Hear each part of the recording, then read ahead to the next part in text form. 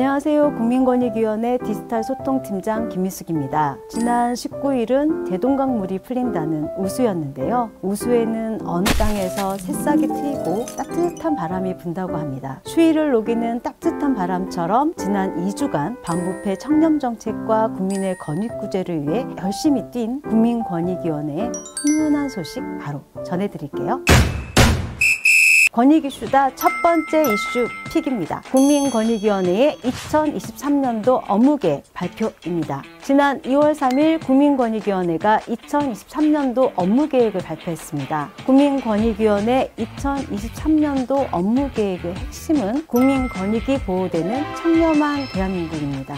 5가지 주요 업무 계획을 소개해 드리자면 첫 번째, 국민 고충과 사회 갈등의 현장 중심 해결입니다. 소외지역 취약계층을 위한 국민신문고 100회 운영, 소기업 소상공인을 위한 기업고충 현장회의 월 1회 개최, 사회적 갈등으로 장기간 표류 중인 집단고충민원 해결을 위한 집단민원 조정해결 TF를 설치 운영하기로 했다고 합니다. 두 번째, 국민 목소리를 정책에 적극 반영하기로 했는데요. 대통령실 국민제안 정책화를 위해서 국민제안 시스템의 대국민 통합소통 포탈을 개편하고 민원의 과학적 분석으로 민원 예보를 발령하며 민원 분석 시스템을 통한 세계적인 민원 분석으로 정책의 실효성까지 높이기로 했습니다. 세 번째, 부패 불공정 관행을 개선하고 청렴 수준을 향상하기 위해서 보조금 등 공공재정 부정사용을 근절하고 종합 청년도 평가의 평가 대상 기관을 확대하는 공공부문 청렴 역량 강화와 법령의 부패 유발 요인을 정비하는 한편 부패 공익신고자에 대한 보호와 지원을 강화하기로 했습니다.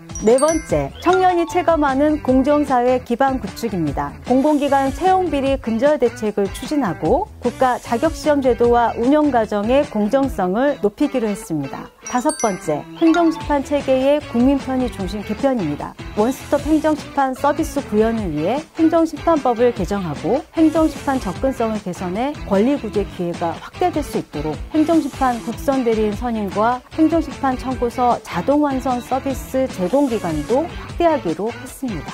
한 해 계획을 알차고 꼼꼼하게 짜놓은 국민권익위원회, 국민이 애정합니다. 선생님은 부동산이 민원이시네요. 이 학생은 개미 민원이구만.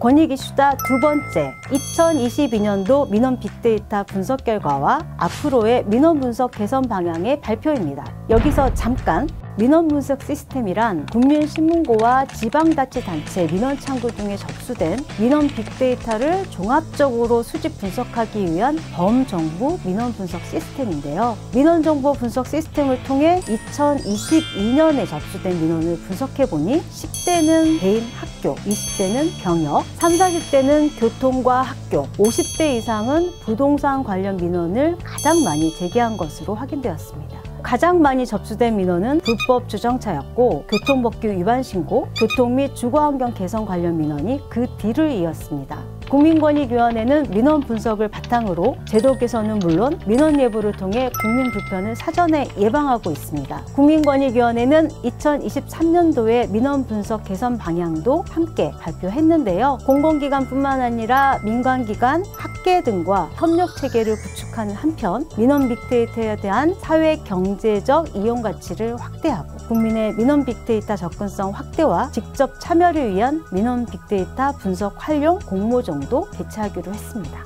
국민권익위원회는 원석인 국민의 민원을 분석하여 정책 수립과 제도를 위한 귀한 보석으로 바꿔나가고 있는데요. 국민 여러분은 국민권익위원회의 보석이십니다.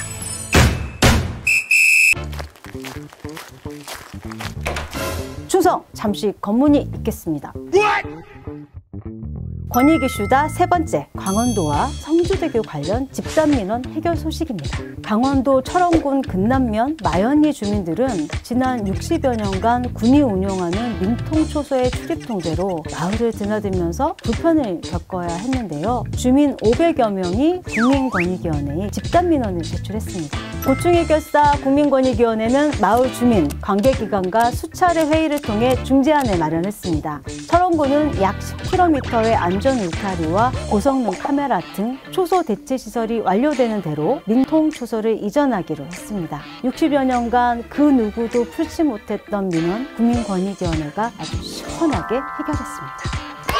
한편 참외로 유명한 성주와 대구를 잇는 성주대교가 개축되면서 주민과 공단 물류센터가 사용하던 진출로가 폐쇄되고 이로 인해 통행과 물류유통에 큰 불편이 예상된다며 주민 300여 명이 집단 민원을 제출했습니다. 국민권익위원회의 중재로 이 또한 지역주민과 부산국토청 자치단체가 한자리에 모여 안전과 설계 변경, 예산 마련 등 고충 민원 해결에 극적으로 합의했습니다. 나 혼자만의 고민도 우리 모두의 고충들, 국민권익위원회를 이제 찾아주세요. 국민권익위원회가 현장으로 곧 찾아갑니다.